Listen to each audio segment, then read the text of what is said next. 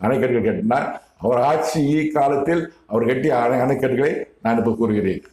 வைகை அணை, மணிமுத்தாறு அணை, பவானி சாகர் அணைக்கட்டு ஈரோடு, வைகை அணை தேனியில் இருக்கு, மணிமுத்தாறு நெல்லையில் இருக்கு, அமராவதி அணை திருப்பூர்ல இருக்கு, சாத்தனூர் அணை, கிருஷ்ணகிரி டேம், காமராஜர் சாகர் டேம், இது தெரிஞ்சது.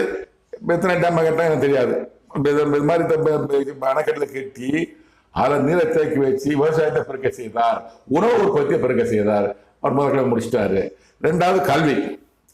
ராஜாஜி அவர்கள் கொலைன்னு சொல்லி பல ஆயிரம் பள்ளிகளை மூடினாருன்னு சொல்லுவாங்க. நம்ம எல்லாம் டிகிரி பார்க்கறது செயல் கேட்கறேன் முன்னா சொல்லுவாங்க.